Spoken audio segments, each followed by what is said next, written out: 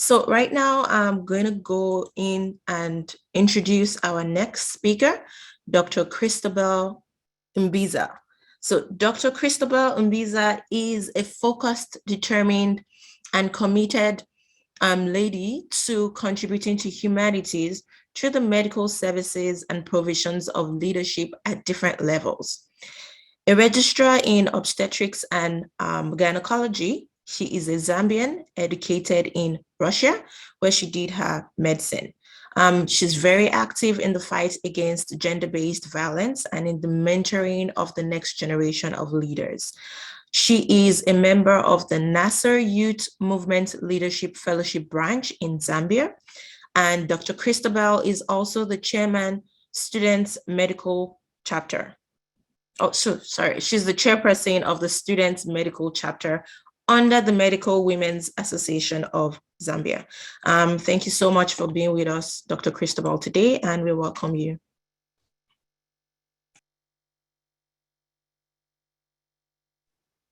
Thank you so much.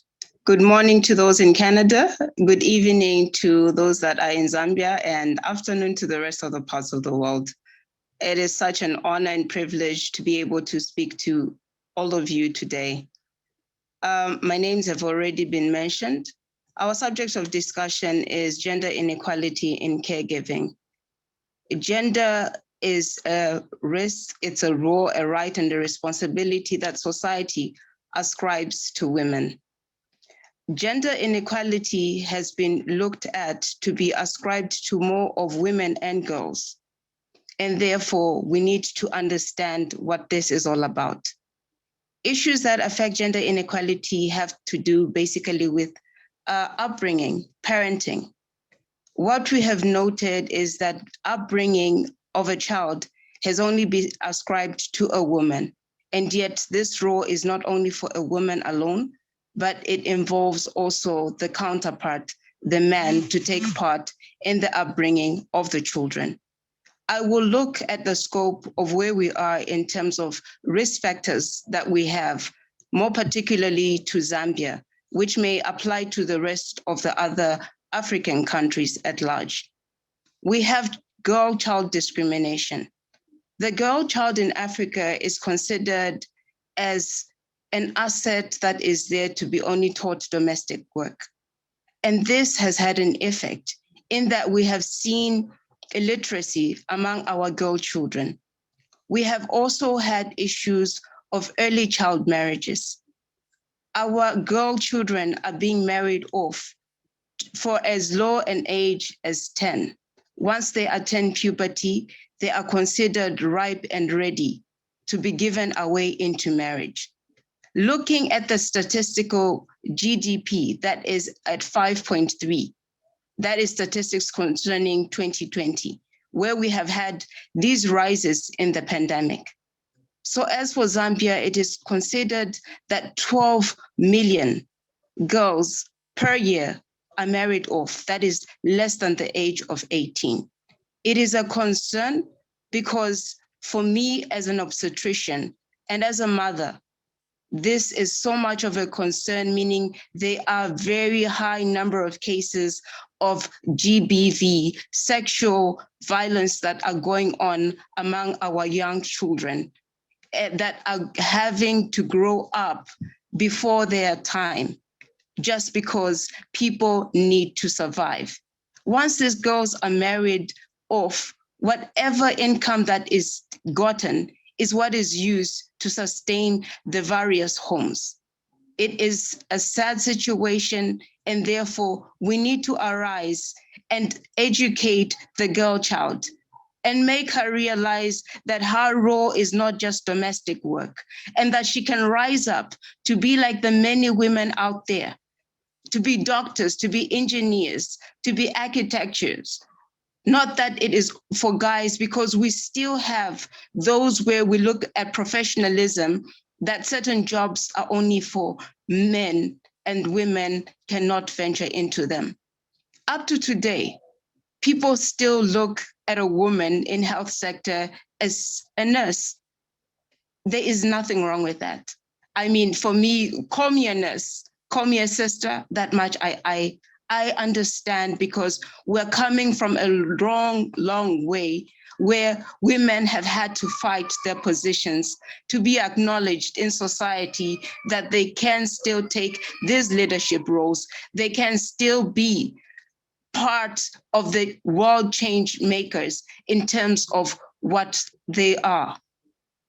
Cultures come into perspective when we look at inequalities, but that does not mean that we should broaden our minds towards that. There is more that women and girls have to offer. Even from the family sector, we need to understand that our roles as parents, as women and men, also define and shape the future for our children and our children's children. During the pandemic, statistics have shown that in a family where there's a two income, the woman is more likely to give up her work. And we have seen this happen in various places, not only here in Africa, but also worldwide, where closure of schools have led to women reconsider their jobs to make sure that caregiving and the family unit is still kept intact, and therefore the need to forgo their jobs and stay at home and take care of their children. We have also noted that the woman, through these challenges, has had to be borne down. She has had to go through so much anxiety, so much stress, so much depression. And in Zambia, particularly, even as the previous speaker has noted, we have seen a rise in mental health problems or disorders that need to be attended.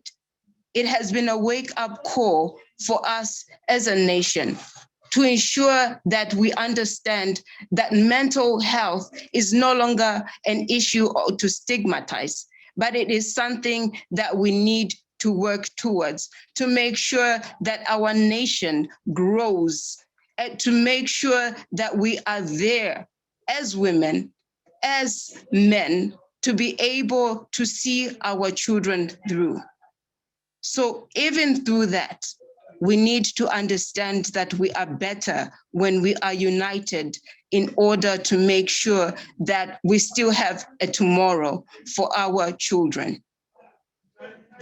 I thank you so much, and I pray that even as women watching this, we are able to make a difference, to stand together, to fight this fight, and know that gender inequality is there, it is real, and we need to work towards it. Thank you. Thank you so much, Dr. Christabel. That was a really powerful talk. And thank you so much for the hard work that you do supporting women and girls in Zambia.